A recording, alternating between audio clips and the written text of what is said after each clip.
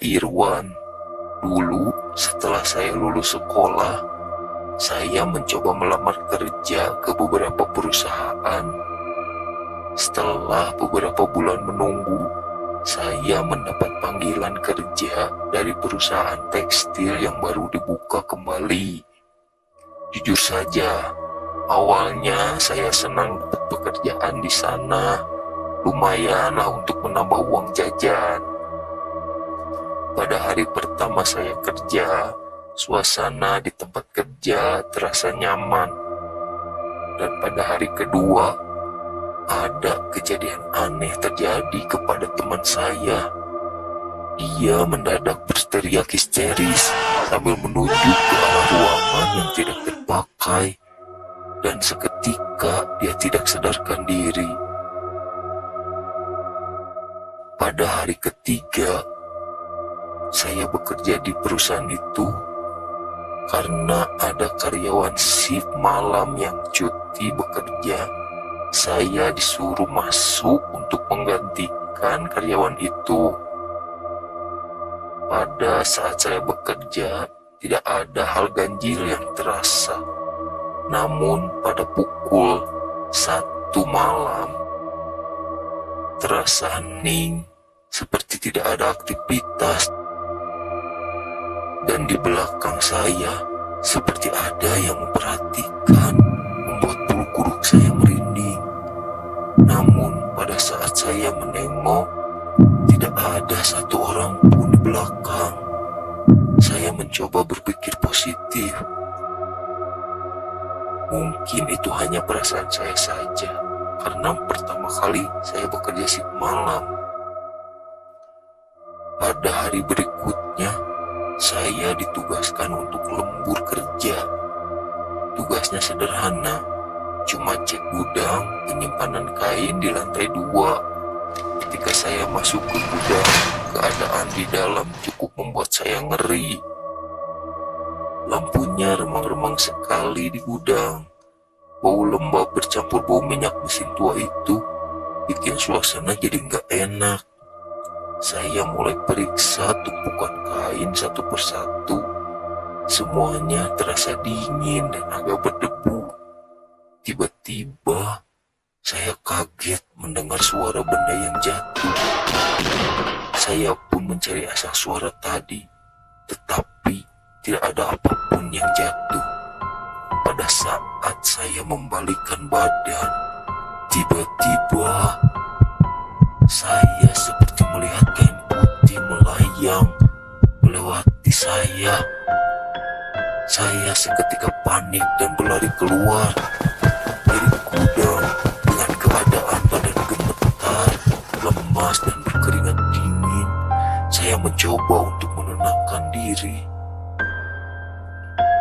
Keesokan harinya, saya menceritakan kejadian kemarin ke teman-teman saya. Dan ternyata mereka pun mengalami hal yang sama. Dan kejadian yang sangat mengerikan dan membuat saya ketakutan itu ketika saya masuk kerja pada hari libur. Hanya saya sendiri di gudang pada sore hari. Saya ditugaskan untuk mengeluarkan barang-barang bekas yang sudah lama tidak terpakai. Saat saya sedang bekerja, tiba-tiba saya mendengar suara tangisan. Awalnya lirih sekali, seperti anak kecil yang sedang merengek. Saya pikir mungkin ada kucing yang tersesat. Tapi lama-kelamaan tangisan itu makin jelas, makin pilu, seperti ada seseorang yang benar-benar sedih, terisak-isak tanpa henti. Saya coba untuk tenangkan diri dan bilang ke diri sendiri, mungkin ini cuma halusinasi karena capek.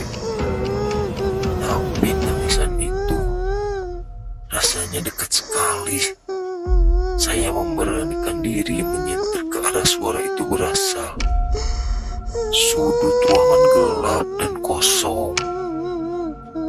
Lalu Tiba-tiba angin dingin menyentuh belakang leher saya. Saya langsung menoleh. Di antara rak-rak kain yang tinggi itu, saya lihat samar-samar sekali, tapi saya yakin itu bayangan putih yang melayang. Bentuknya seperti seorang wanita, rambutnya panjang terurai, dan dia menangis, terus menangis. Saya memejamkan mata sejenak, merasakan kembali ketakutan yang mencengkram. Saya gak bisa bergerak, tubuh saya seperti membeku. Bayangan itu pelan-pelan mendekat. Saya bisa merasakan hawa dingin yang menusuk sampai ke tulang-tulang. Saya cuma bisa memejamkan mata, berharap ini cuma mimpi buruk. Ketika saya buka mata lagi, bayangan itu sudah hilang. Tapi bau anyir darah tiba-tiba tercium sangat kuat, sangat dekat. Saya langsung lemas. Tanpa pikir panjang, saya langsung berlari menuju pintu keluar. Tapi sosok itu muncul di depan pintu. Saya berlari mencoba mencari jalan keluar lain, tetapi sosok itu tetap mengikuti saya. Tiba-tiba, saya pun terjatuh. Ketika saya menoleh, ternyata kaki saya ada yang sedang memegang dan terlihat tangan yang melepuh seperti terbakar. Saat tangan itu terlepas, seketika kain dari rak penyimpanan terjatuh satu persatu. Saya semakin panik dan ketakutan. Saya berlari dan melihat ada pintu yang terbuka. Tanpa pikir panjang, saya masuk ke dalam ruangan itu.